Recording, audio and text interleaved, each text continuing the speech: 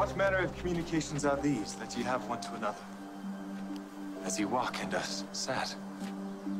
Art thou only a stranger in Jerusalem, and hast not known of the things which are come to pass there in these days? What things?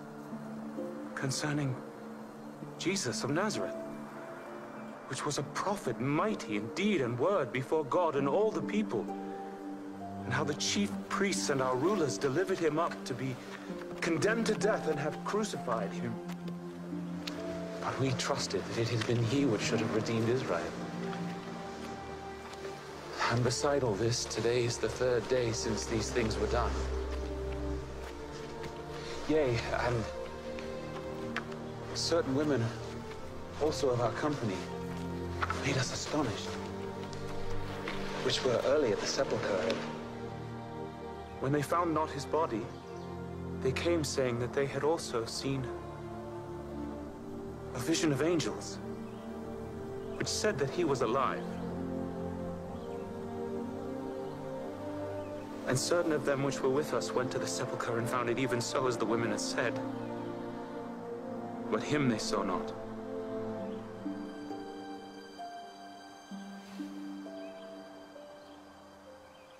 O fools, and slow of heart to believe all that the prophets have spoken. Ought not Christ to have suffered these things, and to enter into his glory?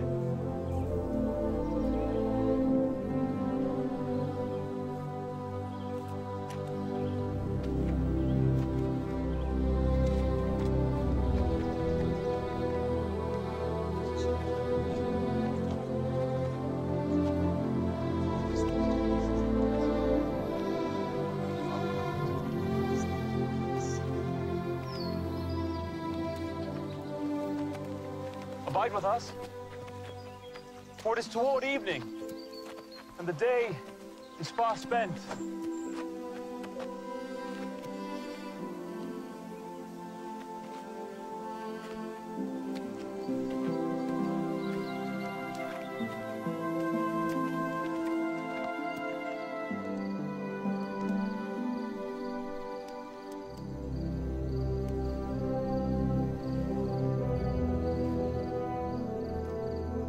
Our Father, we offer thanks for thy bounties.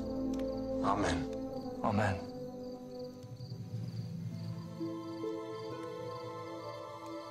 Did not our heart burn within us while he talked with us by the way, and while he opened to us the scriptures? We must return to Jerusalem this very hour.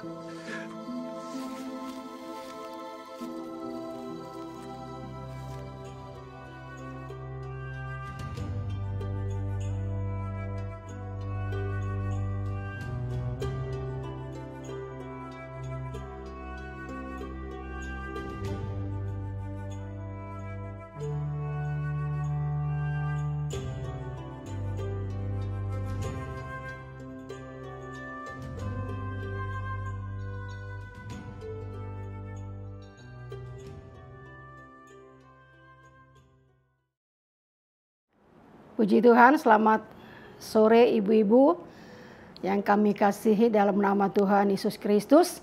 Kembali kita ketemu walaupun lewat video ini di hari Selasa sore yang biasanya kita pakai untuk beribadah. Kita pun tetap berdoa supaya COVID-19 yang masih menyerang bangsa ini segera dapat teratasi dengan baik.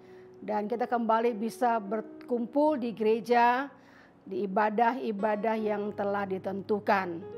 Mari kita akan berdoa sebelum kita mendengarkan renungan firman Allah pada sore hari ini. Bapa di sorga, dalam nama Yesus, hamba-Mu datang kembali menaikkan ucapan syukur kehadirat-Mu yang kudus untuk pemeliharaan-Mu bagi kami. Kami boleh ada sampai sore ini ya Tuhan, karena pemeliharaan Tuhan yang ajaib bagi umat-umat-Mu. Sore ini firman Tuhan akan dibentangkan bagi seluruh wanita Esther dan keluarga. Dalam rangka memperingati kebangkitan Yesus, kami boleh kembali mendengarkan sabda-Mu ya Tuhan. Sabda yang hidup dan berkuasa, yang menuntun, mengarahkan kami, membimbing kami, menolong kami, menghibur kami. Sabda yang berkuasa ini Bapa, yang telah menjadikan langit dan bumi ini juga berkuasa bagi kehidupan kami. Di tengah-tengah situasi yang tidak menentu ini Tuhan, kami bahagia mempunyai firman Allah yang hidup, yang boleh menghidupkan hati kami, menghidupkan tiap-tiap langkah hidup kami. Terima kasih Tuhan, urapi hamba-Mu, urapi seluruh wanita Ester, urapi firman-Mu ya Tuhan, huruf-huruf yang mati, Engkau urapi dan hidupkan. Hidupkan juga di hati kami masing-masing. Di dalam nama Tuhan Yesus Kristus, kami mau dengar sabda-Mu, haleluya. Amin. Puji Tuhan, ibu-ibu ambil Alkitab dan mari kita mau belajar sama-sama. Kita buka di dalam Injil Lukas, pasalnya yang ke-24. Injil Lukas, pasal yang ke-24. Kita baca mulai ayatnya yang ke-13. Yesus menampakkan diri di jalan ke Emmaus. Pada hari itu juga 2 orang dari murid Yesus pergi ke sebuah kampung bernama Emmaus yang terletak kira-kira 7 mil jauhnya dari Yerusalem. Dan mereka bercakap-cakap tentang segala sesuatu yang telah terjadi.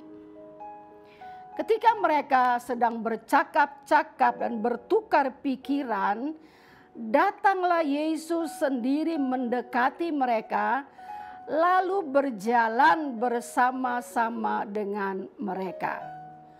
Tetapi ada sesuatu yang menghalangi mata mereka, sehingga mereka tidak dapat mengenal Dia. Yesus berkata kepada mereka, "Apakah yang kamu percakapkan sementara kamu berjalan?" Maka berhentilah mereka dengan muka muram. Seorang dari mereka namanya Kleopas menjawabnya, "Adakah engkau satu-satunya orang asing di Yerusalem yang tidak tahu apa yang terjadi di situ pada hari-hari belakangan ini?" Katanya kepada mereka, "Apakah itu?" Jawab mereka, "Ada yang terjadi dengan Yesus orang Nazaret. Dia adalah seorang nabi yang berkuasa dalam pekerjaan dan perkataan di hadapan Allah dan di depan seluruh bangsa kami. Tetapi imam-imam kepala dan pemimpin-pemimpin kami telah menyerahkan Dia untuk dihukum mati dan mereka telah menyalibkan Dia." Ya, sampai di sini dulu pembacaan kita. Nanti kita akan teruskan lagi. Ibu-ibu sekalian, kita baru saja hari Minggu kemarin merayakan atau memperingati kebangkitan Yesus dari antara orang mati. Ini sebuah fakta sejarah. Ini sebuah kenyataan. Walaupun kita baca di Injil Matius, para imam dan ahli-ahli Taurat berusaha untuk menyebarkan berita bohong bahwa mayat Yesus dicuri. Padahal Pilatus memberikan satu regu. Satu regu itu kurang lebih 8 sampai 13 tentara Romawi yang berjaga mengelilingi kuburan Yesus. Kita tahu semua bahwa pagi-pagi benar perempuan-perempuan itu Maria Magdalena dan teman-temannya, mereka pergi pagi-pagi ke kuburan untuk merempahi mayat Yesus. Nah, firman Allah katakan di Injil Matius, sementara mereka berjalan dan tiba di kubur itu, ternyata batu penutup kubur itu sudah terguling. Batu itu saya pelajari dalam catatan sejarah, itu beratnya 2,5 ton. itu ada malaikat Tuhan yang turun dan gempa bumi terjadi. Lalu pintu daripada kubur itu sudah terbuka. Dan Maria Magdalena masuk melihat hal itu bahwa benar-benar mayat Yesus sudah tidak ada. Dia sudah bangkit. Kata malaikat Tuhan, apa yang kamu cari?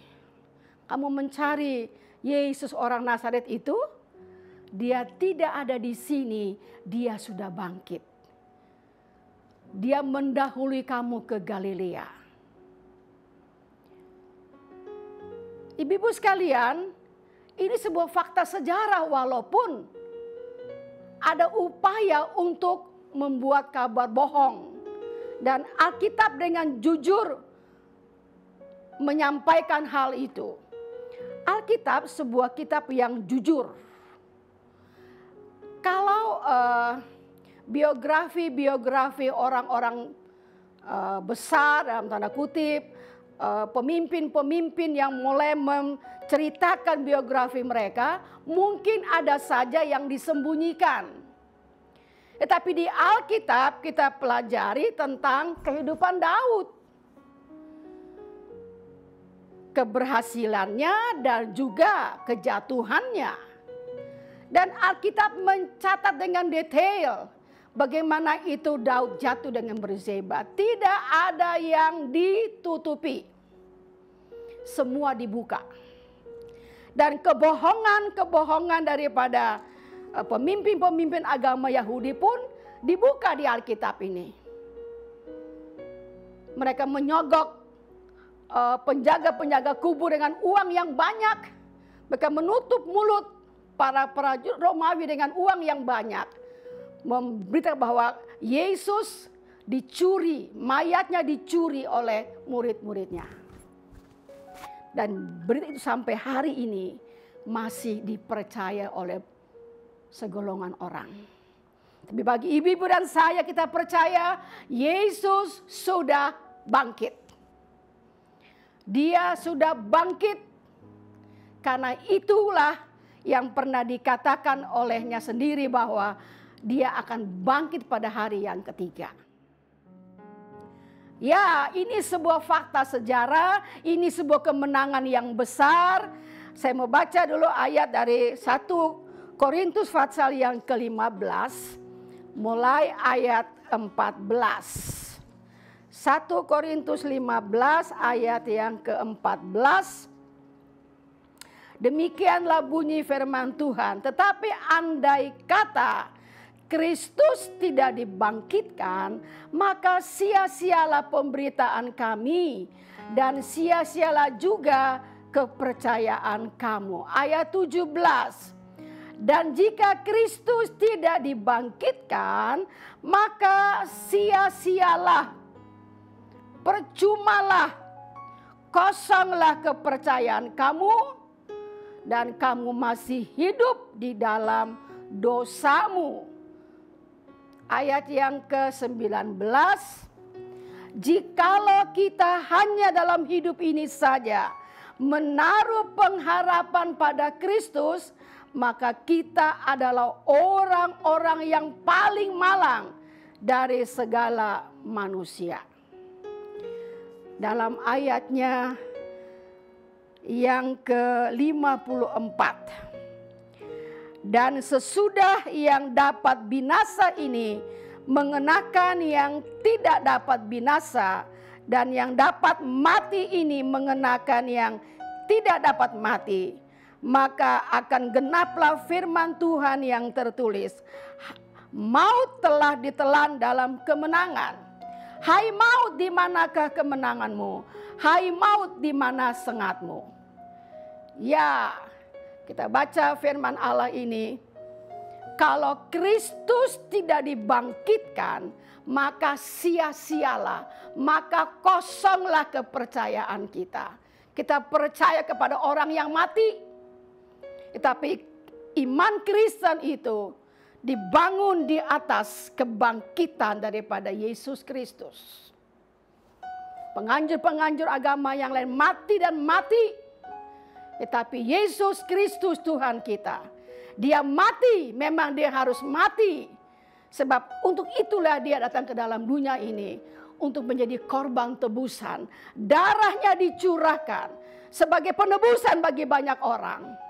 Siapa yang percaya kepada Yesus tidak akan binasa, melainkan beroleh hidup yang kekal.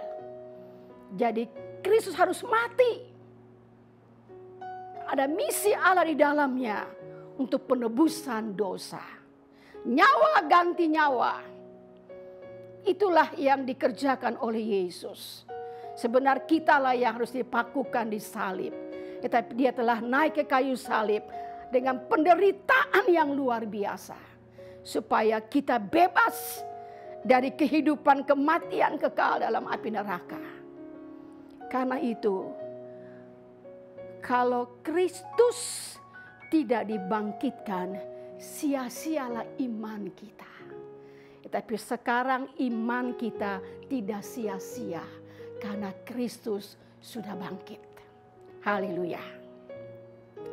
Lalu apa yang saya mau sampaikan dari pembacaan dalam Injil Lukas tadi? Murid-murid mengalami kekecewaan yang luar biasa. Pada waktu mereka sedikit demi sedikit mulai mendapat pewahyuan dari ucapan-ucapan Yesus, ada begitu besar harapan mereka bahwa murid-murid yang 12 ini akan menjadi orang penting dalam kerajaan Israel. Karena Yesus datang sebagai Mesias dan mengembalikan kembali kejayaan Israel seperti zaman Raja Daud. Padahal kata Yesus, Mesias itu datang dan dia harus menderita. Dia harus akan dibunuh, dia akan disiksa. Di dalam Lukas 18, Mesias itu harus menderita. Nah, ini yang tidak dipahami oleh semua orang Yahudi, termasuk murid-murid yang telah dipilih oleh Yesus. Sehingga mereka merasa kecewa. Pada waktu Yesus setelah ditangkap tidak berbuat apa-apa. Yudas pun penuh dengan penyesalan. Dia berharap dengan ditangkapnya Yesus oleh serdadu Romawi, Yesus akan mengadakan mujizat seperti yang dia alami selama 3,5 tahun bersama-sama dengan Yesus. Ternyata tidak. Yesus menyerahkan. Siapa yang kamu cari? Yesus dari Nazaret. Akulah dia. Ya. Nah, kembali kepada pembacaan tadi. Pada waktu mereka sudah begitu kecewa, udah putus harapan. Yesus yang diharapkan menjadi raja bagi orang Yahudi tidak terjadi. Lalu mereka masing-masing mengambil jalan. Dan Kleopas dengan temannya ini kembali ke kampung halamannya yang bernama Emmaus. Mereka berjalan, dan dalam perjalanan itu mereka bercakap-cakap tentang apa yang baru saja mereka alami. Dan firman Allah katakan, mereka berjalan bercakap-cakap tetapi dengan muka yang muram. Ya, kita baca tadi ayat itu, ayat 15, ketika mereka sedang bercakap-cakap dan bertukar pikiran, datanglah Yesus sendiri mendekati mereka, lalu berjalan bersama-sama dengan mereka. Tetapi ada sesuatu yang menghalangi mata mereka, sehingga mereka tidak dapat mengenal Dia. Yesus berkata kepada mereka, apakah yang kamu percakapkan sementara kamu berjalan? Maka berhentilah mereka dengan muka yang muram. Seorang dari mereka namanya Kleopas menjawabnya, adakah engkau satu-satunya orang asing di Yerusalem yang tidak tahu apa yang terjadi di sini pada hari-hari belakangan ini? Katanya kepada mereka, apakah itu? Jawab mereka, Yesus, orang Nazaret. Dia adalah seorang nabi yang berkuasa dalam pekerjaan dan perkataan di hadapan Allah dan di depan seluruh bangsa kami. Tetapi imam-imam kepala dan pemimpin-pemimpin kami telah menyerahkan dia untuk dihukum mati, dan mereka telah menyalibkannya. Padahal kami dahulu mengharapkan bahwa dialah yang datang untuk membebaskan bangsa Israel. Sementara itu telah lewat 3 hari sejak semua itu terjadi. Tetapi beberapa perempuan dari kalangan kami telah mengejutkan kami pagi-pagi buta. Mereka telah pergi ke kubur dan tidak menemukan mayatnya. Dan mereka datang dengan berita bahwa telah kelihatan kepada mereka malaikat-malaikat yang mengatakan bahwa ia hidup. Poin yang pertama yang saya mau sampaikan di sini adalah Yesus menjadi kawan seperjalanan yang baik.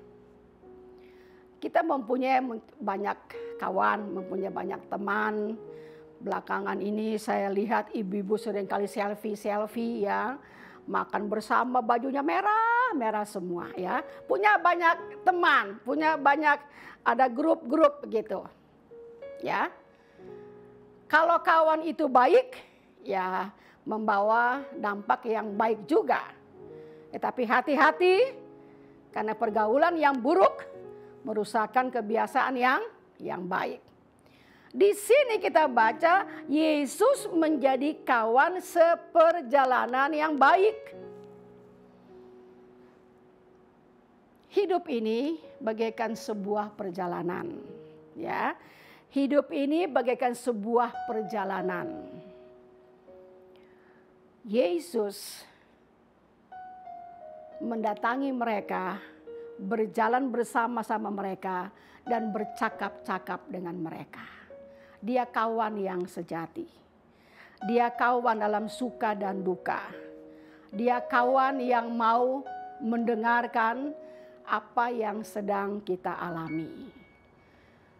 Ibu-ibu juga mempunyai banyak teman, kawan yang dapat kita jadikan teman untuk berbagi rasa, untuk curhatlah dan sebagainya.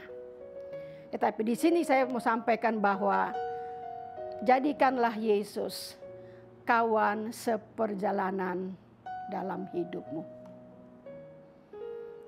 Dia tidak pernah akan mengecewakan. Dia kawan yang sejati. Yang kedua kita baca ayat yang ke-27. Lalu ia menjelaskan kepada mereka apa yang tertulis tentang dia dalam seluruh kitab suci. Mulai dari kitab-kitab Musa dan segala kitab nabi-nabi. Yang kedua ayat 27 dikatakan bahwa sementara mereka berjalan, Yesus menjelaskan kepada mereka dari kitab-kitab Musa sampai kepada kitab-kitab para nabi. Perjalanan dari Yerusalem ke Emmaus itu kurang lebih 7 mil, itu kira-kira 11 kilometer.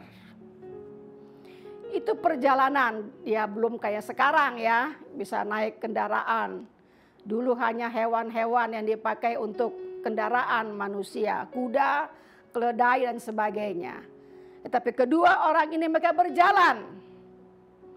Ya. Dan dalam ayat yang ke-27, waktu mereka ditanya, kamu ngomong apa tadi sih? Oh itu kami, merasa kecewa sekali. Yesus yang kami harapkan menjadi raja bagi kami ternyata mati di salib. Apakah pernah kecewa ibu-ibu? Pernah mengalami kekecewaan atau dikecewakan? Apa yang kita harapkan tidak terjadi. Padahal kita merasa bahwa ini pasti gol. Ternyata diserobot orang mungkin. Ternyata gagal. Tidak seperti yang kita harapkan. Kita kecewa.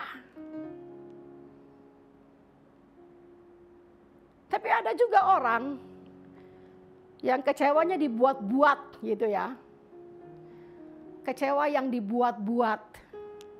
Kecewa kalau kurang dipuji gitu ya. Ini udah basi ibu-ibu ya. Kita udah tuh dalam Tuhan nggak lagi begini-begini ya. Kalau nggak dipuji kita kecewa. Kalau nggak diturutin maunya kita kecewa. Nah ini anak kecil namanya. Saya pelajari tentang apa perbedaan pengikut dan murid. Kalau pengikut kemauan yang nggak dituruti kecewa dia. Tapi kalau murid tidak. Ada banyak yang saya bisa sampaikan. Kalau murid itu tetap setia. Kalau pengikut, kalau nggak menguntungkan dia nggak mau. Nah ibu-ibu bukannya pengikut kan? Tapi muridnya Yesus kan? Jadi bagaimanapun keadaan tetap kita mengikuti Yesus. Bukan cari untung rugi. Kalau yang cari untung rugi itu adalah pengikut. Kata Tuhan Yesus, kamu ikut aku karena kamu makan sampai kenyang. Ingat peristiwa 5.000 orang dengan 5 ketul roti dan 2 ekor ikan. Mereka datang mengikut Yesus karena ada mujizat. Jangan kecewa kalau doamu Tuhan belum jawab. Ya. Ayat 27 di sini, poin yang kedua, Yesus adalah kawan untuk kita berbicara. Kawan yang dapat kita bertanya sesuatu, kawan yang dapat kita ajak bicara. Ya.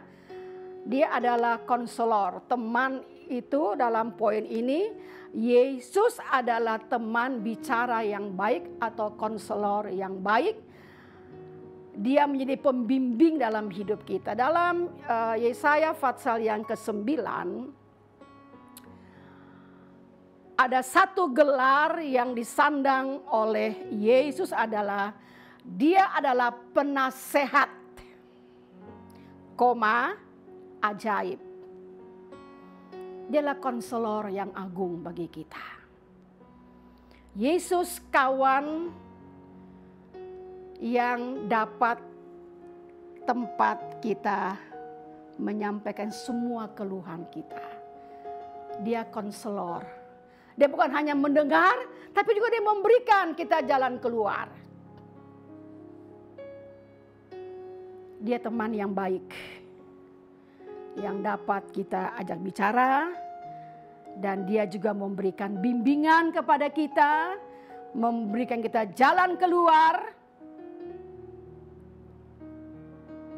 Itulah Yesus yang sudah bangkit, yang pada waktu dia berjalan bersama-sama dengan 2 orang ke Emmaus itu, dia menjadi teman bicara yang sangat baik.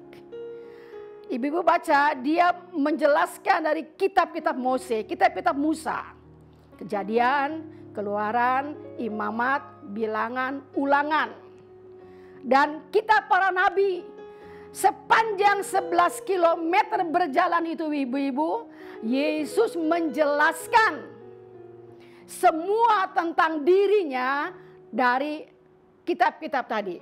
Kitab-kitab Musa dan kitab para nabi. Juga kitab Sabur atau Mazmur.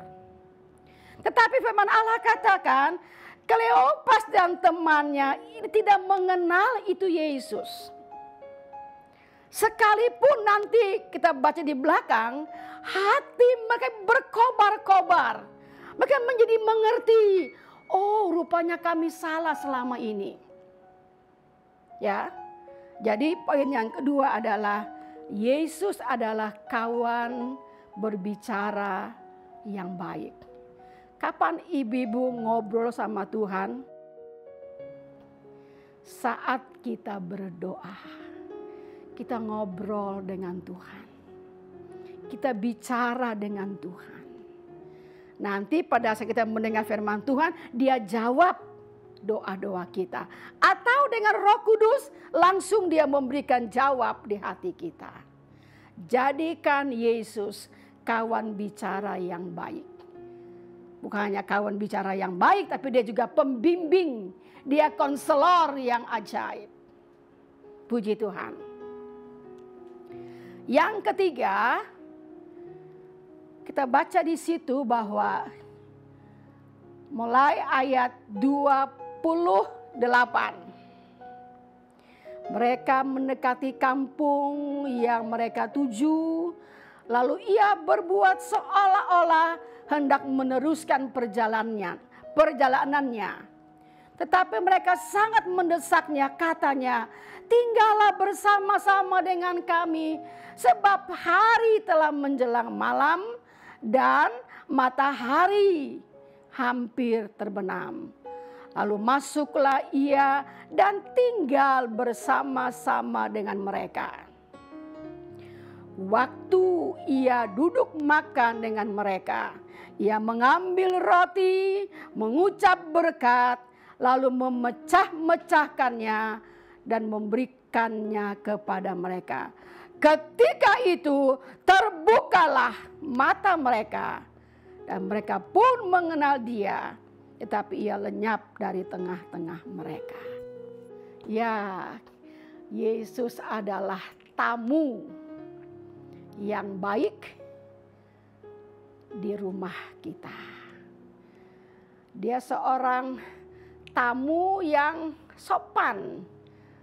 Hari sudah menjelang malam. Orang Kleopas dan temannya sudah sampai di rumahnya.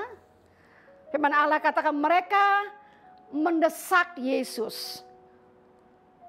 Sebab Yesus seolah-olah ingin melanjutkan perjalanan. Tetapi mereka katakan, tinggallah di sini. Mari menumpang di rumah kami karena sudah akan malam. Matahari sebentar lagi terbenam. Dan memang ini adalah tradisi orang Yahudi. Mereka selalu menyediakan tumpangan buat tamu-tamu yang musafir dalam perjalanan. Ingat peristiwa Sodom dan Gomora, ada tamu yang datang kepada Lot. Lot menyambut, mari singgah di rumah saya. Karena bagi orang-orang Israel, mereka harus mengundang orang-orang asing yang dalam perjalanan. Dan Kleopas dan temannya melakukan hal yang baik ini. Mereka mengundang, mereka seperti memaksa Yesus. Mari tinggallah dengan kami. Hari sudah malam. Tidak baiklah Tuhan berjalan terus. Mungkin ada bahaya di depan. Lalu Yesus sebagai tamu yang punya etika yang baik, dia menerima undangan itu, lalu dia masuk di rumah itu. Saya bayangkan kalau ada tamu, karena kami di pastori ini seringkali ada tamu. Kalau tamu datang itu kami sibuk ngurus apa pertama-tama? Kamarnya. Setelah kamarnya selesai diurus rapi, makannya yang kami siapin. Ya. Saya bayangkan Kleopas dan temannya itu menyiapkan kamar yang sangat baik untuk tamu ini. Lalu mereka siapkan makan malam, lalu tiba saatnya mereka akan makan bersama. Ibu-ibu sekalian, hal yang menakjubkan di sini. Waktu mereka akan makan bersama-sama, biasanya kalau makan begitu tuan rumah yang komando dong. Bukan tamu kan? Kalau ibu kedatangan tamu, waktu mau makan, apa tamu yang menyuruh tuan rumah makan? Tidak kan? Tetapi tuan rumah yang menyampaikan, ayo silakan dimakan, silakan dicoba gitu ya. Tapi kita baca di sini, waktu duduk makan, Yesus yang mengambil alih acara makan malam itu. Dengan cara bagaimana? Ayat 30. Waktu ia duduk makan dengan mereka, ia mengambil roti, terus mengucap berkat, lalu memecah-mecahkannya dan memberikannya kepada mereka. Ini seperti perjamuan malam, seperti makan bersama. Pada waktu makan, mata mereka terbuka. Saya merasa bahwa waktu roti itu diambil, maka bekas paku di tangannya itu kelihatan untuk mereka. Dan saat itu mereka kagum dan mereka tahu itu Yesus. Seketika itu juga Yesus menghilang dari mereka. Ibu-ibu sekalian, ada sebuah teka-teki lah. Ada sebuah tanda yang dibuat di bumi yang saat ini ada di sorga. Apa ya ibu tahu nggak? Ada sebuah tanda yang dibuat di bumi yang saat ini ada di surga. Apa ayo ibu? Bekas luka. Bekas paku di tangan Yesus dan di kaki Yesus itu ada di dalam sorga. Itu dibuat di bumi oleh orang-orang yang memakukan dia. Dan itu ada di dalam kerajaan sorga saat ini. Saya yakin pada waktu dia memecahkan roti itu, tangan itu kelihatan oleh Kleopas. Ada bekas luka, bekas paku di tangan Yesus. Dan saat itu mata mereka terbuka. Oh, itu dia. Ibu-ibu sekalian, Yesus mau menjadi teman dalam perjalanan hidup kita. Hari-hari ini keadaan yang tidak menentu ini, ibu-ibu ingat Yesus ada di dalam perjalanan hidup kita. Kita pun tidak tahu sampai kapan seperti ini situasinya. Tidak bisa anak-anak ke sekolah, tidak bisa untuk tidak tahu sampai kapan. Tetapi ingat, Yesus dalam perjalanan dia menjadi kawan yang sejati. Dia datang tanpa kita undang dia. Tetapi pada waktu dia ingin melanjutkan perjalanan, Kleopas dan temannya mengundang dia. Yesus sebagai tamu yang agung itu, dia mau kita mengundang dia. Kalau sebagai kawan, tidak perlu kita undang. Dia datang menghampiri. Tapi sebagai tamu, kita perlu mengundang dia dalam hidup kita setiap saat. Ingat dalam Yohanes pasal yang kedua, pada waktu pesta perkawinan di Kana, keluarga ini mengundang Yesus. Dan Yesus pun menerima undangan itu. Dan kita tahu kisahnya, anggur itu habis pada saat pesta sedang berlangsung. Tetapi Yesus mengadakan mujizat yang pertama dengan mengubah air menjadi air anggur yang sangat baik kualitasnya. Ibu sekalian, kiranya Kristus ada kita ajak dalam perjalanan hidup kita. Jadikanlah dia teman berbicara yang baik. Mungkin ibu-ibu mengalami sekarang kesulitan. Pekerjaan hari-hari ini banyak yang disuruh di rumah. ibu-ibu yang mungkin hari ini kerja, dapat hari ini untuk makan hari ini. Mungkin ekonomi kita agak sedikit terganggu. Tapi ingat, jadikan Yesus tempat kita berbicara. Tempat kita curhat, tempat kita menyampaikan unek-unek kita. Jangan lari ke tetangga, apalagi bukan yang seiman. Biarlah mereka melihat kita. Kok dalam situasi ini kok masih bisa nyanyi? Beda dong kita. Kita punya sahabat yang selalu menjumpai kita. Dia datang menjumpai kita. Dan dialah sahabat yang baik untuk kita bercakap-cakap dengan dia.